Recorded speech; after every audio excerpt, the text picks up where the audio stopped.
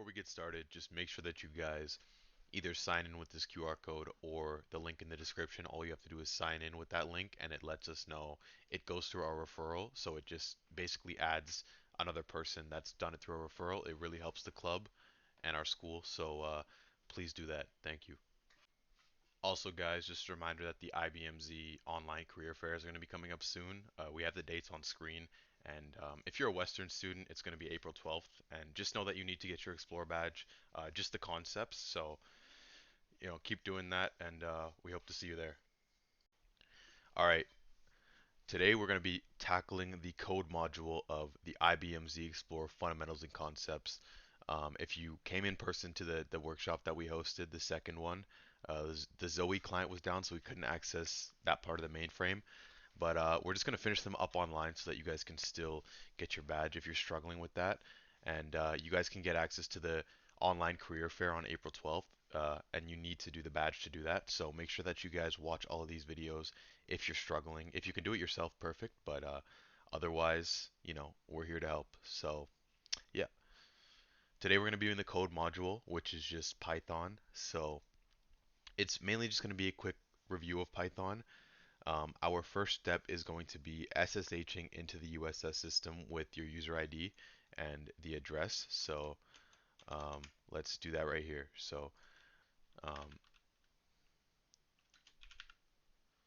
and then we'll do the address of the mainframe. So we're gonna get in there and then make sure that you guys have your password handy. If it asks you for a fingerprint, just type yes. Oh, and then all right.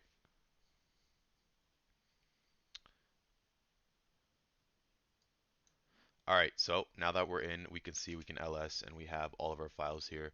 But what I actually want you guys to do is also uh, add the filter here so that we can actually see what we're doing. It makes it a lot easier. So 43147, and then add that filter. And now you can see we have the File Explorer open on the side. It's a lot easier to just click through everything. So yeah, now we can get into the actual programming. So we're going to check what type of files we have. We have a Python 3 file called code1.python, and I just want to execute that program. So if you guys see here, I have code1.python, and I'm going to execute the program with the command python followed by the file name, so code1.python, and we can see what it's doing. So welcome to the code challenge, and it prints out the current time 5 times. Um, yeah, so pretty cool. Let's check that script out quickly, just go over what it's doing. So the imports up here is importing date time and get pass. So what date time is pretty self-explanatory, it's just the time, and get pass is like the credentials that you're logged into the server with. You can get it. So number is 5, and the while loop goes 5 times every time, decrementing the number, and it prints out the current time. So basically every second, because it's time sleep for 1 second. So 5 seconds of the time, and then it gets your user ID, prints it out using the get pass import, and then each character in your user ID, it adds it all up, and then it prints out what it adds to. So that's how code 1 goes. This is mainly just going to be a review of the Python concepts, not so much how you can interact with it on the mainframe, but it's still very essential. So uh, next, we're going to go to code2.python, and we're going to execute that one. And we're also going to have to look at how it works and do some of our own modifications. So you can see we have code2.python here. Um, let's run it quickly, and we'll take a look at it while it's going. Oh, okay, so we can see here we have it specifies a letter variable and a word, and if the letter is in the word, this is just a Python function. It checks if something is in something else. Then it will print out yes. As you can see, there's an else block here that's commented out. So I just want to uncomment it and show you guys what happens now. Because if we run it with Pumpkin, which does not have Z, you can see it now says, nope, it is not in it. All right, so make sure you guys get that block uncommented. All right, so let's change the word actually. Let's check if we do pizza. Boom, there we go. Yes, the letter Z is in the word pizza, twice actually. If you guys want to go implement that, it checks how many times, feel free to do so. and send me a message. I'll give you a virtual pat on the back. But let's continue. All right, now this is the fun part. We have a file called marbles.python, right? So let's let's open it up here, marbles.python, and let's run it. Marbles.python. All right. So it may just look like it's printing out 10 things. It is, but not. It is not that simple, right? There is some method to it. So we have 10 marbles, and we have a while loop. All right. So it prints the amount of marbles. So it's not just printing it out statically. It's dynamically using the variable, which is decremented at the end of every while loop, and then a new line is printed to add this space right here, which is good. So yeah, I mean that's how it works. It goes 10 times or however many marbles you give it, but we're gonna make it a little cooler. So let's make the code alert us when there are 3 or less marbles left. All right, so um, you can see they already did it for us. They gave us the block here. So let's run it here, and we'll see. Okay, so what this code is supposed to do is tell us when we have 3 marbles left.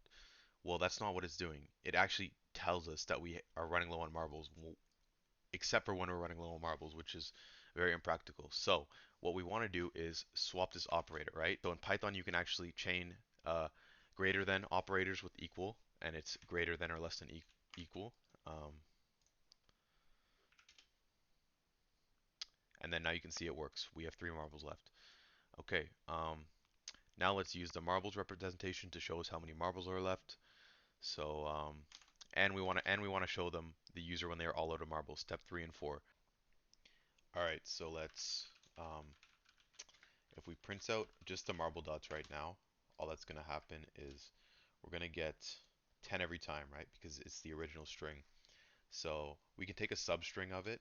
Whatever number we put here is the amount of characters we're going to take from the string. So starting from the first one, and it'll go up to 5 in this case, right? So we have 5, and then let's do marbles, because marbles gets updated every time, right? We're using it to print out how many marbles we have. We're checking it here, and this is where it gets subtracted. So you can see it goes from 10 to 1, perfectly how we wanted it. And now we just have to let them know when their marbles are empty. So well, what condition would they be out of marbles at if marbles is equal to 0? So we can just let them know print you are all out of, and actually we're going to add a new line at the beginning just so it's not so cramped at the bottom. And because I believe that when you submit the check JCL, it actually checks the output of this program. So if it doesn't look like this, make sure that you have the right code, or else it probably won't work when you submit it. So try not to add anything else in here. So now we can just submit our check code. So we'll submit that job, and we can wait for it to go. All right, so over here you guys will see you can click here and go to take me to the PDF challenge, and then it will allow you to submit your JCL, and you'll get those things that were just up on the screen. But I also want to let you guys know that if you want to come and learn more about Python on Xplore, you can actually check these slides in the description, and they have, as you can see at the top, it shows you what steps each slide goes through. So if you want to do both at the same time, you can go 1 to 7. And essentially, we're summarizing what they've done here, but they actually have a lot more about, you know, installing maybe a Python extension in VS Code, stuff like that. So I definitely would recommend checking these out if you want to get deeper into it. It's just because Python is familiar to a lot of people, and we're not actually doing too much interaction with the mainframe yet. We will be in the next couple modules. But yeah, make sure you guys check out the Xplore slides for sure.